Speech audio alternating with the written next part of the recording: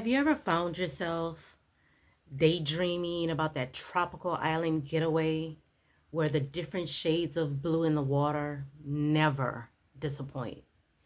You find yourself walking down that pristine, sandy white beach, sipping that cocktail that you love so much. Then you look at your schedule, you look at your budget, and you think to yourself, how the hell can I afford this? How can I make this a reality? Well, that's why the 4 night cruise is the perfect cruise. So let's talk a little ship, shall we? The 4 night cruise is the perfect cruise because it takes care of two of your problems. It addresses the budget issue and it addresses the time constraint issue. So if you take a 4 night cruise as opposed to a 7 night cruise, all of a sudden it's gonna be cheaper because you're going for less days. So right there, there's some affordability, right? 4 night cruises from the southern United States typically go to the Bahamas, especially out of Florida, because it's really quick to get there and back. So that takes care of your tropical destination and the sandy white pristine beaches. Okay. As far as the monetary concerns, well, and the time constraints. If you're anything like me, you work Monday through Friday. You have a school-aged child, so you're tied to the school schedule whenever you're available to take vacation and stuff like that. Some people, a lot of people in America, don't get a whole lot of paid time off, PTO. So most of us, a great majority of us, fall into this category where we have school-aged children, we work a Monday through Friday job, we don't have a whole lot of PTO. I mean, this is America after all. Anyway, gonna just skate right over that. So let's take a little time and look at the calendar so I can explain to you how that 4 night cruise is in the sweet spot. So you work Monday through Friday, you're off, you get off Friday, you're off the Saturday, you're off the Sunday, and that 4 night cruise starts Monday. You cruise Monday night, Tuesday night, Wednesday night, Thursday night. You arrive back in port Friday morning. Again, you're off the Saturday, the Sunday, and return back to work on the Monday. So that first Friday that you're off, you have that Saturday, if you want to travel out to the cruise port, or that's just a day of relaxation. But Sunday for sure is definitely your travel day. You're already off on Saturday and Sunday, so you don't have to take an additional day off for that travel day. Then you have your cruise Monday through the Friday, and then you travel back home on that Friday.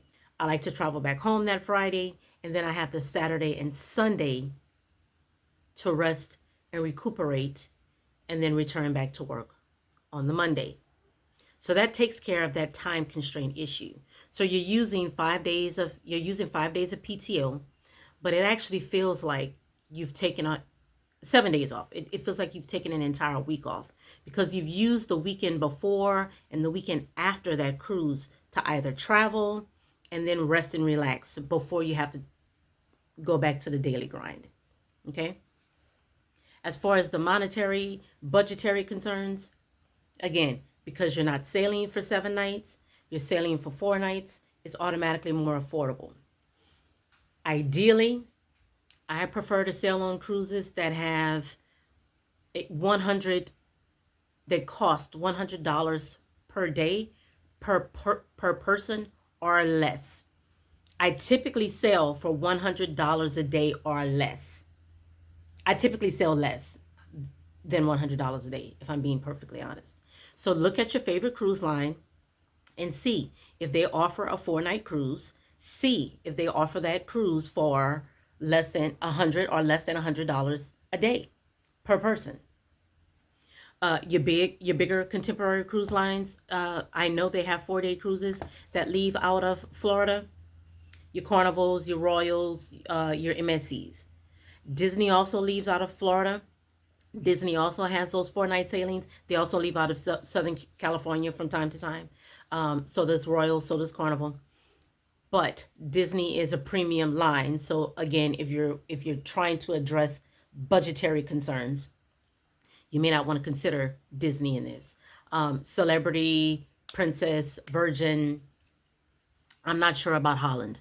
I'm really not sure about Holland. But those others, they offer those cruises as well, a 4 night cruise. But again, those lines tend to cost a little bit more money. So if you're having budgetary concerns, you may not necessarily want to consider them for that 4 day cruise. Or that 4 day cruise, that budget may actually fit into your budget for that particular cruise line. And you're perfectly satisfied and happy with that. Here is a little bit of a bonus. For those of you who have credit cards and you are responsible with your finances, you're responsible with money, and you're responsible with credit card usage, this is for you. If you are not responsible with credit card usage, please click off the video now.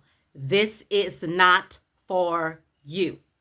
If you know you have a swiping problem, click off the video. This is not for you.